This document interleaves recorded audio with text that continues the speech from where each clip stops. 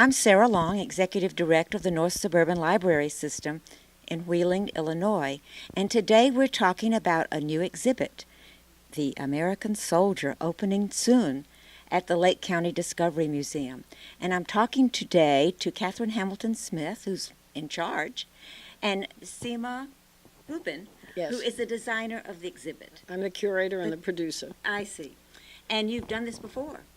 Once before with the Pulitzer Prize photography winners, Yes. a great exhibition that's still traveling. Now, the title of this exhibit is The American Soldier. Are we talking about all the American wars? Well, first, the American soldier defined in the show are just members of the Army, U.S. Army, and the Marines. It's about the foot soldiers. We're not talking the Navy. No, this is specifically about the foot soldiers. And it covers 9 wars, from the Civil War, because that's when the camera first went on the battlefield, straight through to Iraq, and including Iraq.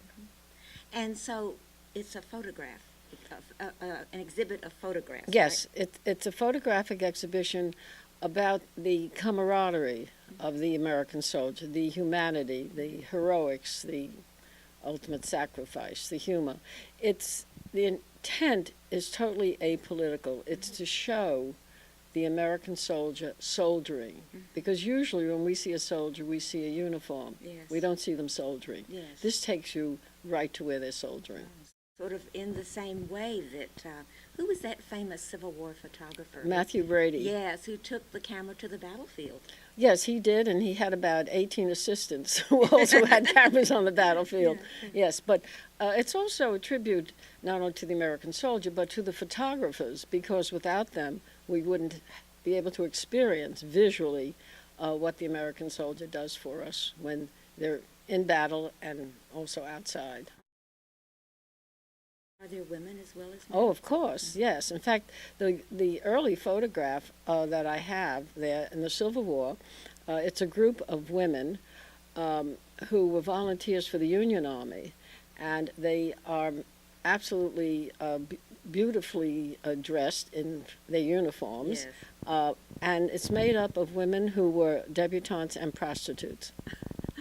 I bet they had things to talk about. Yes, we won't comment on that, no. but there they are. And then as you go on, we got to the World War I.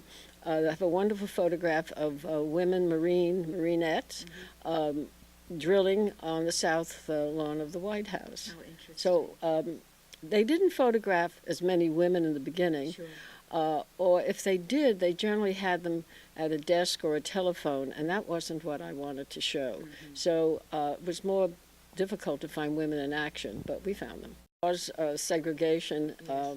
In fact, there was a great black troop from Harlem, and they were great fighters. This was during World War I, and they weren't allowed to fight with the white Americans. They fought along with the French because the French had soldiers from the Congo who were black. Okay. But they were, and you see, I have a wonderful photograph of Harlem, a veteran, viewing the parade, and he is on one leg. But you see the culture at the time, the way the people were dressed. So it's a sociological study, too. Tremendously sociological. I looked for that. I also looked to include as much of to show the geography of where they fought and what it was like, because some of the terrain is so beautiful. Yeah. But there they were, no matter what, they were there to do the job. This, I think, is one of the most telling stories. At the opening day in Shreveport, Louisiana, a woman came up to me, and she was talking about the 3 photographs of D-Day. And I particularly did it as what I call a triptych, because I wanted people to see, and a lot of them have seen the Spielberg films and so forth, but a lot haven't. So the first photograph shows the barges headed for the beach. And then I put them right next to each other. The next one shows the GIs hitting the beach, and the third shows the aftermath of dead soldiers. So it's sort of an action. Yeah, so it's a panorama. triptych. Yeah. So this woman came up to me and she said, my father was in World War II. And she said all he ever talked about his whole life with me was how he survived D-Day. Really? And she walked up to the second photograph with the soldiers. She said, and there's my father. You are kidding me. She'd probably never seen that. No, but you see, to see him soldiering, Yes, that closure of yes, what had been yes. going on, and her whole life she heard this story, and there it was. That's She brought amazing. relatives from all over she Mississippi, from did. Louisiana.